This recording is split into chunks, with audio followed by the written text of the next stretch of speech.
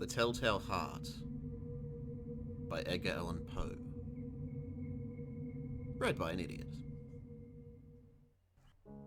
True, nervous. Very, very dreadfully nervous I had been and am. But why will you say that I am mad? The disease had sharpened my senses, not destroyed, not dulled them.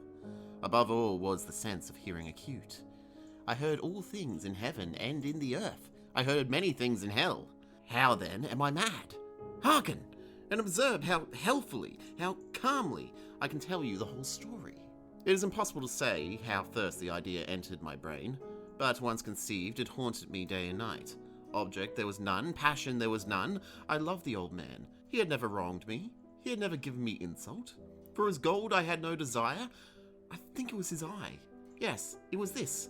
One of his eyes resembled that of a vulture, a pale blue eye with a film over it. Whenever it fell upon me, my blood ran cold, and by degrees, very gradually, I made up my mind to take the life of the old man, and thus rid myself of the eye forever.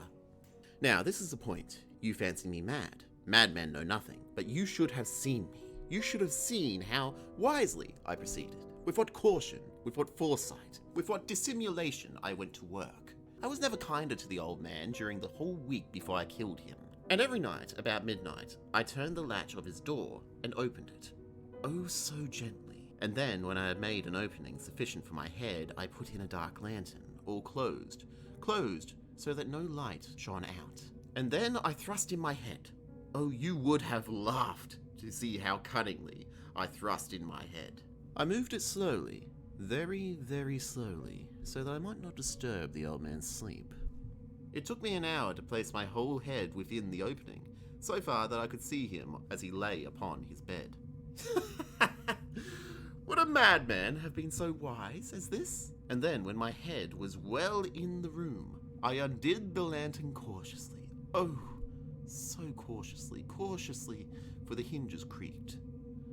I undid it, just so much that a single thin ray fell upon the vulture eye. And this I did for 7 long nights, every night just at midnight.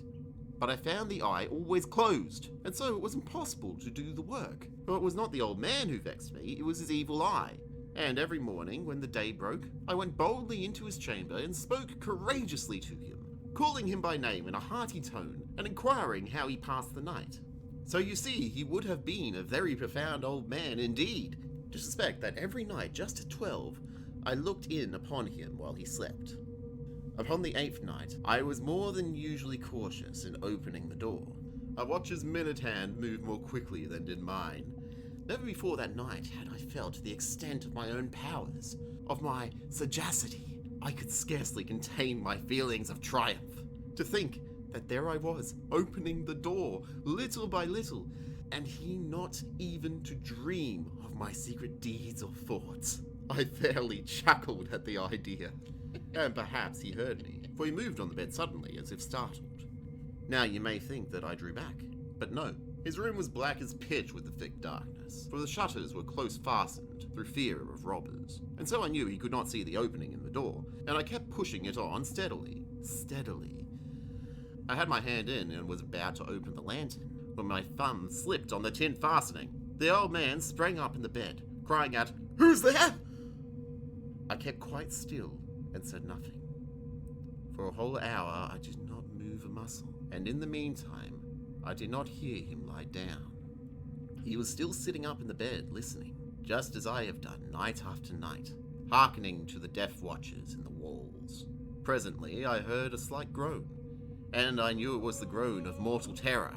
It was not a groan of pain or grief. Oh no, it was a low stifled sound that arises from the bottom of the soul when overcharged with awe. I knew the sound well. Many a night, just at midnight, when all the world slept, it has welled up from my own bosom, deepening with its dreadful echo, the terrors that distracted me. I say I knew it well. I knew what the old man felt, and pitied him, although I chuckled at heart. I knew that he had been lying awake ever since the first slight noise, when he had turned in the bed. His fears had been ever since growing upon him. He had been trying to fancy them causeless, but could not. He'd been saying to himself, "It is nothing but the wind in the chimney. It is only a mouse crossing the floor," or "It is merely a cricket," which made a single chirp. Yes, he had been trying to comfort himself with these suppositions, but had found all in vain. All in vain because Death, in approaching him, had stalked with his black shadow before him and enveloped the victim. And it was the mournful influence of the unperceived shadow that caused him to feel, although he neither saw nor heard, to feel the presence of my head within the room. When I had waited a long time, very patiently, without hearing him lie down, I resolved to open a very, very little crevice in the lantern. So I opened it. You cannot imagine how stealthily, until at length a single dim ray, like the thread of a spider, shot from the crevice and fell upon the vulture eye. It was open, wide open, and I grew furious as I gazed upon it. I saw it with perfect distinctness, all a dull blue, with a hideous veil over it that chilled the very marrow in my bones. But I could see nothing else of the old man's face or person, for I had directed the ray, as if by instinct, precisely upon the damned spot. And now, have I not told you that what you have mistaken for madness is but over-acuteness of the senses? Now, I say, there came to my ears a low, dull, quick sound, such as a watch makes when enveloped in cotton. I knew that sound well too. It was the beating of the old man's heart. It increased my fury, as the beating of a drum stimulates a soldier to courage. But even yet, I refrained and kept still. I scarcely breathed. I held the lantern motionless. I tried how steadily I could maintain the ray upon the eye. Meantime, the hellish tattoo of the heart increased. It grew quicker and quicker, and louder every instant. The old man's terror must have been extreme. It grew louder, I say, louder every moment. Do you mark me well? I have told you that I am nervous, so I am. And now, at the dead hour of the night, amid the dreadful silence of that old house, so strange a noise as this excited me to uncontrollable terror. Yet for some minutes longer I refrained and stood still, but the beating grew louder. I thought the heart must burst, and now a new anxiety seized me. The sound would be heard by a neighbor. The old man's hour had come, and with a loud yell, I threw open the lantern and leapt into the room. He shrieked once, only once. In an instant, I dragged him to the floor and pulled the heavy bed over him. I then smiled gaily to find the deed so far done. But for many minutes the heart beat on, with a muffled sound. This, however, did not vex me. It would not be heard through the wall. At length it ceased. The old man was dead. I removed the bed and examined the corpse. Yes, he was stone dead.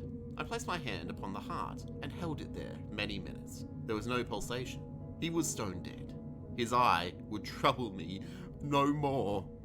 If still you think me mad, you will think so no longer when I describe the wise precautions I took for the concealment of the body. The night waned and I worked hastily, but in silence. First of all, I dismembered the corpse. I cut off the head and the arms and the legs. I then took 3 planks from the flooring of the chamber and deposited all between the scantlings. I then replaced the boards so cleverly, so cunningly, that no human eye, not even his, could have detected anything wrong. There was nothing to wash out, no stain of any kind, no blood spot whatever. I had been too wary for that. A tub had caught all.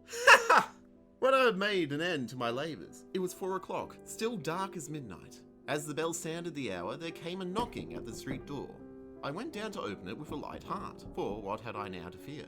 There entered 3 men who'd introduced themselves with perfect suavity as officers of the police. A shriek had been heard by a neighbour during the night. Suspicion of foul play had been aroused. Information had been lodged at the police office, and they, the officers, had been deputied to search the premises. I smiled, for what had I to fear? I bade the gentleman welcome. The shriek, I said, was my own in a dream. The old man I mentioned was absent in the country. I took the visitors all over the house. I bade them search well. I led them at length to his chamber. I showed them his treasures, secure, undisturbed. In the enthusiasm of my confidence, I brought chairs into the room and desired them here to rest from their fatigues, while I myself, in the wild audacity of my perfect triumph, placed my own seat upon the very spot beneath which reposed the corpse of the victim. The officers were satisfied. My manner had convinced them. I was singularly at ease. They sat, and while I answered cheerily, They chattered of familiar things, but ere long I felt myself getting pale and wished them gone. My head ached and I fancied a ringing in my ears, but still they sat and still chattered. The ringing became more distinct. It continued and became more distinct. I talked more freely to get rid of the feeling, but it continued and gained definitiveness, until at length I found that the noise was not within my ears. No doubt, I now grew very pale. But I talked more fluently, and with a heightened voice. Yet the sound increased, and what could I do? It was a low, dull, quick sound, much such a sound as a watch makes when enveloped in cotton. I gasped for breath, and yet the officers heard it not. I talked more quickly, more vehemently, but the noise steadily increased. I arose and argued about trifles, in a high key and with violent gesticulations, but the noise steadily increased. Why would they not be gone? I paced the floor to and fro with heavy strides, as if excited to fury by the observations of the men, but the noise steadily increased. Oh God! What could I do? I foamed, I raved, I swore. I swung the chair upon which I had been sitting and grated it upon the boards.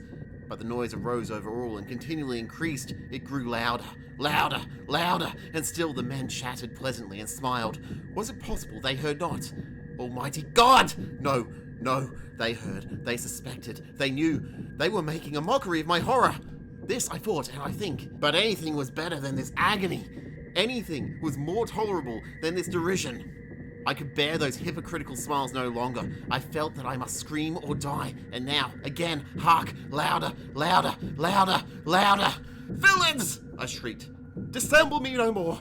I admit the deed. Tear out the planks. Here! Here! It is the beating of his hideous heart! Thanks for listening. Let me know what you want me to read in the future in the comments. I'm open to reading creepypastas, anything by Lovecraft or Edgar Allan Poe, pretty much anything, so yeah, just let me know. Oh, also, listen to Exxija on SoundCloud. He is a very awesome guy, very good friend of mine, and he has graciously designed this soundscape for this video, so thank you so much to him, and give him money. And oh no, I appear to be going into a tunnel. I'm sorry, I can't keep talking. Bye!